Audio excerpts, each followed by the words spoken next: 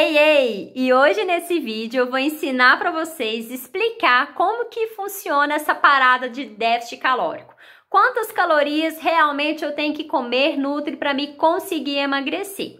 Será que realmente é só pensar nessas calorias ou tem algo mais por trás desse processo aí? Então acompanhe aqui o vídeo que eu vou explicar aqui e mostrar como que eu faço na minha conduta. Então, pessoal, para esse cálculo, alguns fatores são levados em consideração, como o peso, como a altura, como o sexo também, tá? Como está sendo classificado aquela pessoa, tá? Se é uma pessoa ali com sobrepeso ou não. Porque aí a gente vai fazer o seguinte cálculo. Aqui, eu consigo fazer um cálculo mais individual, tá? Ou um cálculo mais resumido. Esse cálculo mais individual é quando eu considero as atividades e o tempo que aquelas atividades são feitas. Por exemplo, esse exercício de condicionamento aqui, eu tô considerando como se fosse o CrossFit, tá? Que eu faço 5 vezes na semana. Já as atividades ocupacionais, sentadinha, né? São as atividades relacionadas ao meu trabalho, né? Ok? Ao meu tempo de serviço ali. Então, eu coloquei de segunda a sexta, 8 horas por dia. Mas, se eu fosse fazer um cálculo aqui, por exemplo, resumido sobre isso, aí eu colocaria aqui um nível de atividade, né, de acordo com o que a pessoa faz. No caso, pelo treinamento do CrossFit, eu consideraria um fator atividade moderado. Eita, travou. Um fator atividade moderado pela intensidade que é o treino, né, e por aí vai. Mas aí depende da pessoa, de quanto tempo ela treina, tá? Então, isso aí é bem individualizado, é na hora da consulta do que eu vejo que a pessoa já faz e tem como prática. Bom, com isso aqui, eu vou conseguir estimar, tá? Um gasto energético para essa pessoa. No meu caso, né? Eu saio aqui 2 valores, que é o que eu tenho que ter atenção. O primeiro é esse TMB de 1.400 calorias. O TMB é a sua taxa metabólica basal.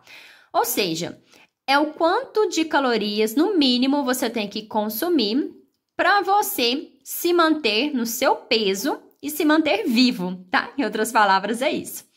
Já o GET, que é o gasto energético total, seria quantas calorias você tem que consumir por dia para manter o seu peso e manter todas as atividades que você faz. Então, seu trabalho, seu estudo, seu treino, sua atividade física e por aí vai. Aqui, ele saiu fazendo uma média para mim, porque observa que no sábado e domingo, né, como eu não treino, né, então o gasto energético ele vai lá embaixo. Então, essa média que ele calculou para mim é de 2.164 calorias que eu deveria consumir por dia para que eu consiga manter o meu peso. Mas ainda vem mais história aí. Pera aí que eu vou mostrar. Então, vamos lá. Se eu busco emagrecimento, eu tenho que consumir menos que o meu GET aqui, tá?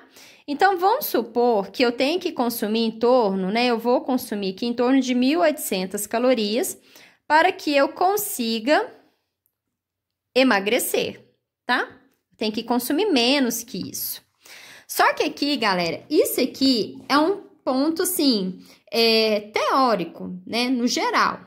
Por que eu tô falando isso? Porque vem individualidade aí de novo. O que é mais comum, eu pegar pessoas em consulta, tá? Que já consome menos que isso aqui e muitas vezes menos que isso aqui.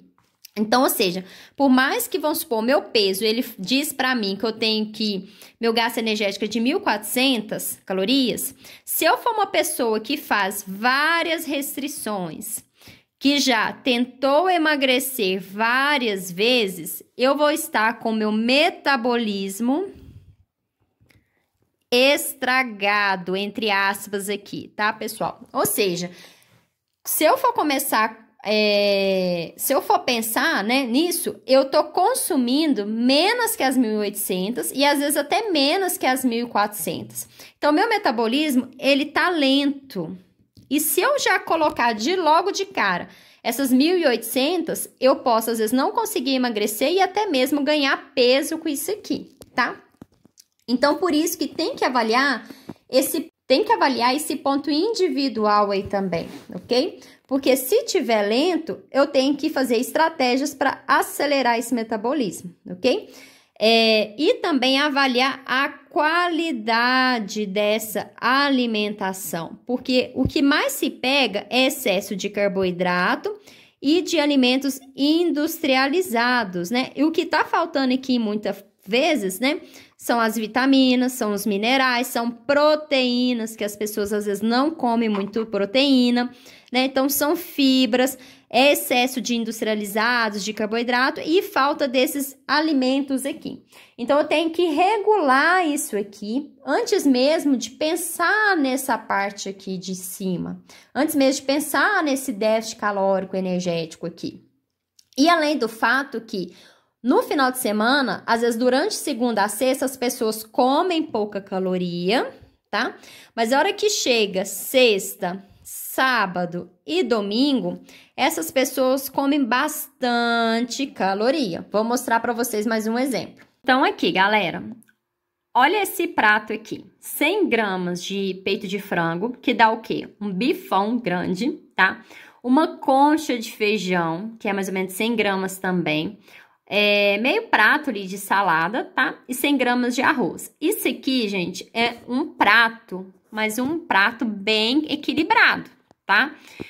Então, ou seja, de um volume grande de comida. Isso aqui vai estar me fornecendo, né? 635 calorias, 35 gramas de proteína, 29 de gordura e 57 de carboidratos.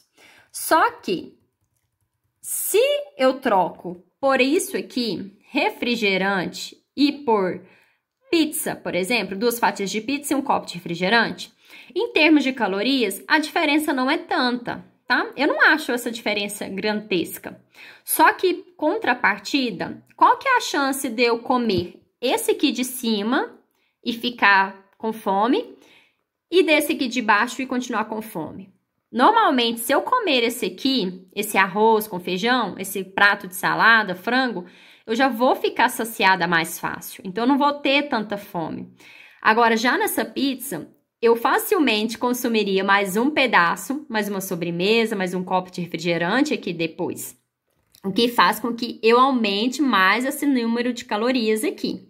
Outro fator, olha aqui, eu já tenho uma certa diferença nas proteínas e um certo excesso no carboidrato aqui, quando eu faço essa troca da alimentação, tá? Então, no final do dia, se eu tiver uma alimentação muito à base de alimentos como esses aqui, eu automaticamente vou estar consumindo menos proteínas e mais carboidrato. E esse baixo consumo de proteínas aqui é um fator que pode atrapalhar, porque você pode ter tendência a reduzir a sua massa magra e até mesmo dificuldade de aumentar essa musculatura, que é onde a gente vai conseguir acelerar esse metabolismo aí. Então, o negócio é o seguinte, reduzir calorias vai auxiliar no emagrecimento? Sim, mas depende do que você já vem consumindo e depende também muito da qualidade dessa alimentação.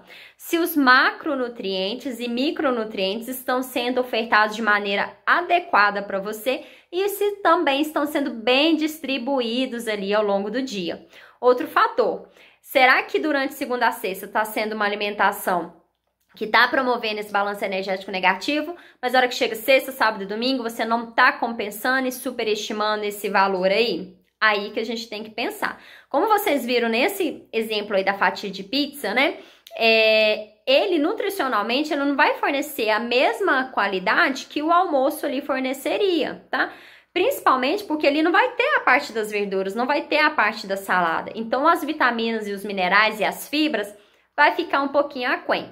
Então, se durante esse dia você realmente come tudo fora do planejado, isso aí vai trazer uma descompensação aí nesse nível, né, de vitaminas e minerais, né, de macro e micronutrientes que você precisaria, tá? Então, por isso que é importante aprender a comer com consciência, aprender a equilibrar todas essas refeições, para que elas entrem, né, e tenham harmonia e equilíbrio para aquilo que o seu metabolismo e o seu corpo precisa, tá? Então, antes mesmo de ficar pensando só em calorias, e ficar só reduzindo o que você come, porque quanto mais você reduz as calorias, mais o seu metabolismo vai reduzir junto ali. É você conseguir fazer todo esse equilíbrio aí na sua alimentação.